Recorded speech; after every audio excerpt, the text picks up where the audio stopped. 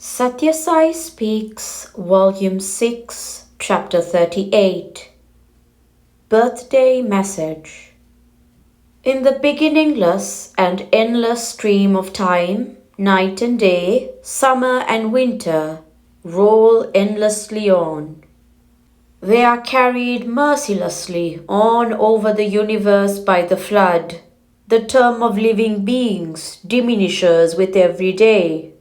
While being carried forward in the flood, man is surprisingly unaware of his fate. He never spends a thought on his fast declining life term.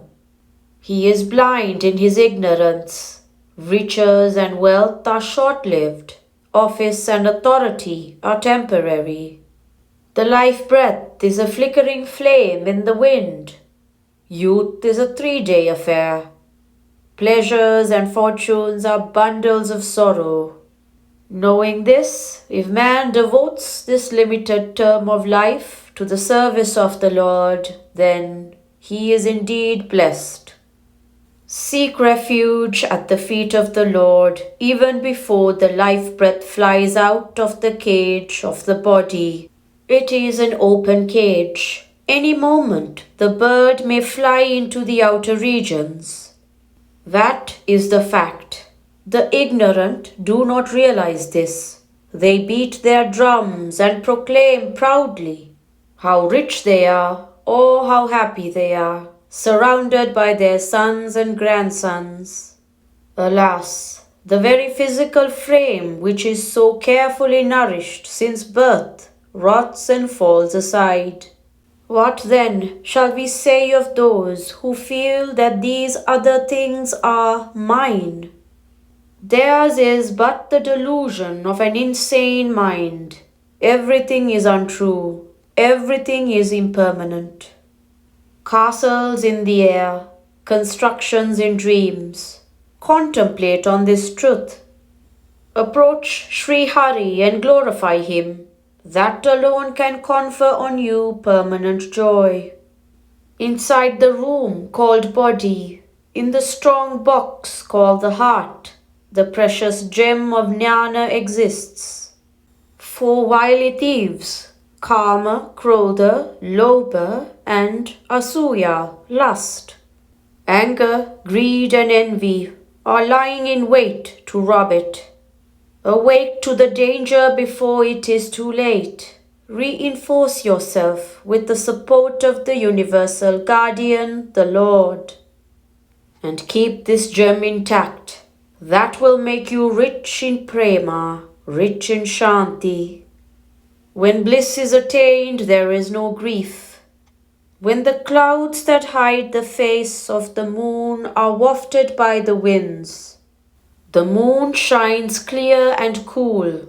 So too, when the clouds of egoism are wafted away, the mind of man will shine pure and full with its own native light. That is the stage of bliss. When that is attained, there is no more grief. Where there is the lamp, there darkness cannot exist. The lamp of jnana, once lit, never dies, never fades, never flickers. The ananda and the shanti too never fade, never flicker. But the ananda and the shanti that men seek from the objects of the world, prompted by their senses, flicker fast and fade and die. They satisfy for a moment a foolish craze. They are attained through lust, anger, hate, and envy, and so they are false and fickle. Control and conquer these. Then only can you acquire real ananda and shanti. You can not only acquire these, you can become these. What do the wars of mankind teach except this, that lust, anger, hate and envy are evil forces that haunt man? Examine the anarchy and the lawlessness, the chaos, the killings that have arisen in the world today. They are the products of these forces. Why? Even the ills of your bodies and of your homes are but the consequences of these evils.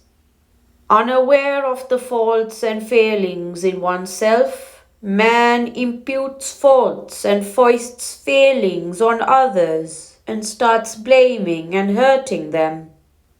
This is sin. This gives you a feeling of innocence and exaltation for a while, but cannot confer anything other than worry, grief, and pain. Spiritual aspirants must control anger. Hate and envy distort man's true charm. Anger is the fuel for all varieties of sin. Just look at yourself in a mirror when you are attacked by anger, and you will discover that you are then akin to Shupernaka or Lankini of ancient times. The Rajoguna that is overpowering you then is the Rakshasa trait you must learn to avoid. Those aspiring for success in the spiritual field must therefore decide to control anger, to subdue the vagaries of the mind with its changing resolution to do and not to do things. They must put down the mental agitations and worries and see that they do not create worry in others also.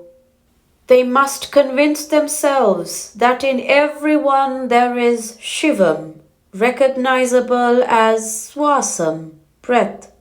They must develop Vishva Prema, universal love, and demonstrate it in their words and deeds. May you all win Satyam, Shanti, and Sukham through these means. May you merge in the source of all Anandam. There is also another point.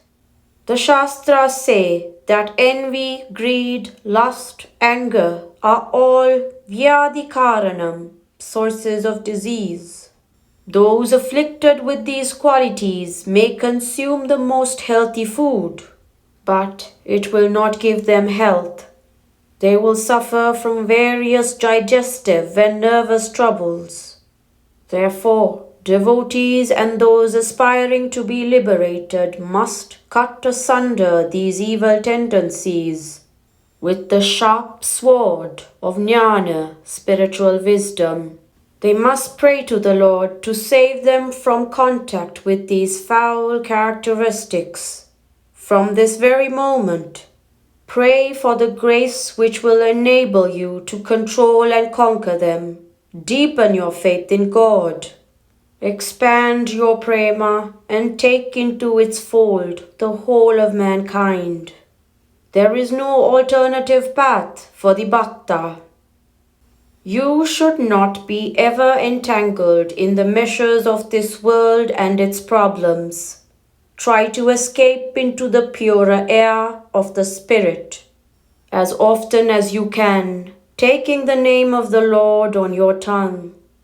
Of the 24 hours of the day, have 6 hours for your individual needs, 6 hours for the service of others, 6 hours for sleep, and 6 for dwelling in the presence of the Lord. Those 6 hours will endow you with the strength of steel. Sri Sathya Sai Baba.